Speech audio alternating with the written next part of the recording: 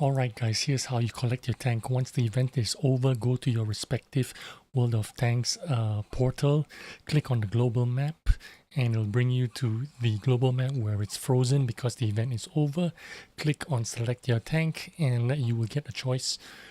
In this case, this was from Arms Race a year or two ago, and you get to select the tank that's available for you. I picked the T95E6 here, as you can see, and that's all there is to it. Once that's done, you close the window, get into your game, and immediately you will see the receipts pop up for all the emblems, inscriptions, and camouflage, and whatever you have won. It's gonna show up like a bunch of receipts, and your tank will be there. Click on it and go to the customization, and immediately you will see the camo is at the camouflage tab as opposed to the preset style. So it's not going to be on the preset style as usual. It's going to be in the special camo. It's the veterans camo. You can only use it on this tank. You can't use it on any other tank. So you either have your own custom style, some crazy color, or you can have this one for free. It still does the job. It gives you a kind of like a used, worn look on the tank. It's quite cool. And you can also add some base color into it. If you want your wheels to be blue color, you can paint them blue. Not a problem there. So that's how the reward tanks work. Let's get into a game. And here we are in Studansky. This is the new map, of course. Well, not very new nowadays, but still newish, I guess. And we are in a all tier 10 game. And the thing about this tank is in an all tier 10 game, you can't play the hero and be too aggressive out in the front. You've got to remember you are just a small little fart medium tank. Do your play your part, your supportive role, stay alive as long as you can. Your contribution comes in the middle to late game, I guess. But of course there is an option of being aggressive, but you got to know what you're doing and what positions you're going to take if you're going to be aggressive early on in the game. A lot of good players are very aggressive early on in the game, but I feel like I don't have enough experience or skill to overextend myself that way, so I'm going to play it safe and try to do my early part here and try to stay alive for as long as possible, and try to influence, exact some influence later on in the game. Now this tank has 470 view range, which is why I get to spot everything early on. I'm running the food, the optics, BIA crew, and it's awesome that way. It does 400 damage on the AP shells with 258 penetration, and if you need more penetration, you can always use the heat with 340 penetration, which is super sweet. The mobility wise, it feels very nippy. It's a lot more flexible than a 907 for comparison, or an Object 140. If you're used to those kind of tanks, this tank feels a lot more snappy, a lot more nippy. You can move around a lot quicker. The top speed itself, it's not like super fast. It's only 56.3 kilometers an hour top speed and 20 kilometers in reverse. But maybe the resistance, the terrain resistances are a bit lower, but it does feel like you can move around a lot quicker. So using your mobility to help your team out, relocate, support your team anywhere on the map, it's possible to do this on this tank. The gun itself, 6.61 seconds reload time. It's pretty good if you have running Coca-Cola, rammers, BIA crew. 6.61 is really good. Rate of fire, 9 shells per minute. 1.83 seconds aim time, it's superb. The dispersion itself is 0.35, which is pretty good. Now I was thinking of getting aggressive here. We are in a position, we feel like we've got the upper hand, but I'm thinking to myself now, do I really want to do this?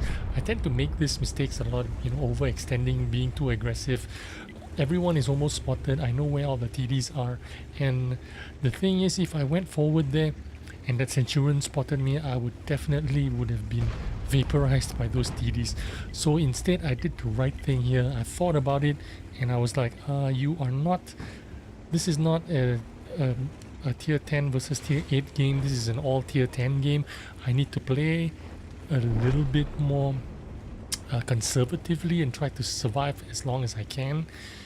And this is exactly what I did. I'm going to go the long way around. I saw that AMX 30 that overextended himself too early in the game in the north of the map. He pushed on too early and got himself instantly vaporized. So what I'm doing here right now is going to take his position at the top of the map, right on the northern part. There is some cover there. I do have a little bit of camo and a little bit of vision. That's what this tank is good at. It's good at a little bit of camo and it has a little bit of vision, and the gun is pretty decent in accuracy. So that's what I'm going to do, use my strengths, play my camo, view range, have a little bit of gun depression. It does have 9 degrees gun depression, so I can hold down here and jackpot spot the drill 15 here, and he got himself spotted, so he's going to run away. Excellent job. So I get all the spotting damage from this tank. Got a little bit of damage for myself as well, so that's pretty sweet there. And this game, it turned out really well for me, but initially I had no clue what I was going to do. But I did make a right choice. Instead of YOLOing down the middle, I played it patiently, flexed around the map, used my mobility, get myself to the north of the map, use these bushes here for camo, and bide my time. The E4 is still not spotted, so I gotta expect that he's gonna be somewhere around the rails, either together with the 183 or somewhere at the back anyway. So what I'm gonna do is just bide my time, get maybe 1 or 2 more tanks spotted before I make my move.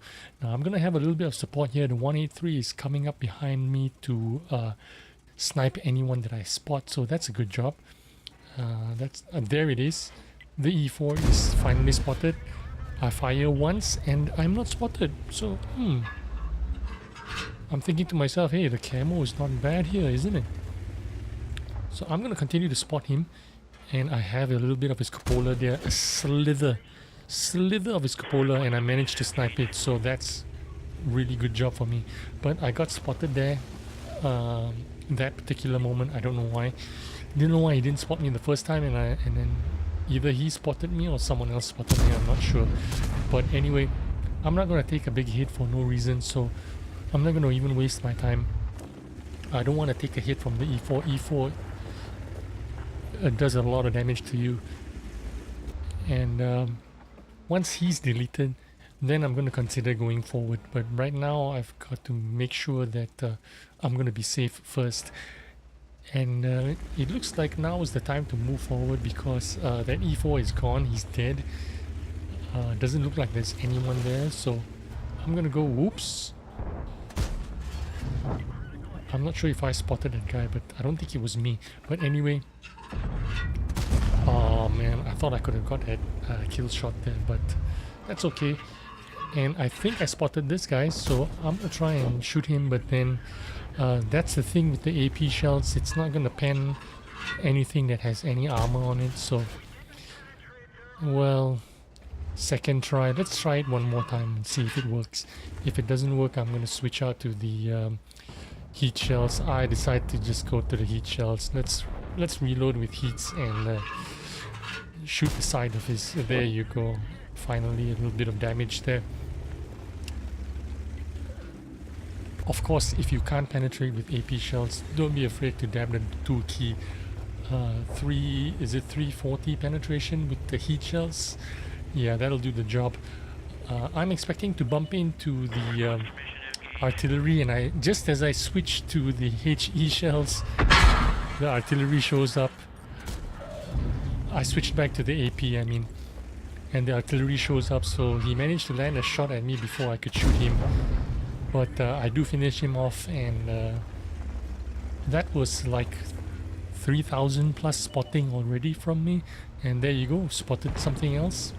spotted more tanks. I'm getting more spotting damage, and most of this game I've benefited from the view range and the camouflage of this tank, because that's where I'm getting all my XP from. Over 4,000 spotting, not much damage, just 3,000 plus, but that's pretty good considering that I'm a medium tank in this open map. I'm pretty happy with the results. 4,000 spotting, 3,000 damage. I don't know if I spot this guy. It looks like, no, I just do some damage into him. I didn't get the spotting on him, but total 3.2k damage and 4,000 spotting, and that's a pretty good game for me. So if you're considering this tank, I would say to you this: the T95E6 is my third choice in the list of reward tanks. It's only my third choice. The VK that I showcased 2 days ago, that is my second choice reward tank. So this was my third choice reward tank. I hope you had a little bit of insight into what this tank can do, and it's not a shit tank, but like I said, it's my third choice. It is a pretty capable tank, and especially in the hands of the really good players, they can really excel and do really well in this tank. For me, I did pretty well in this game. I'm pretty happy with the results, and thanks for watching. I hope I'll see you on the next video. Bye bye.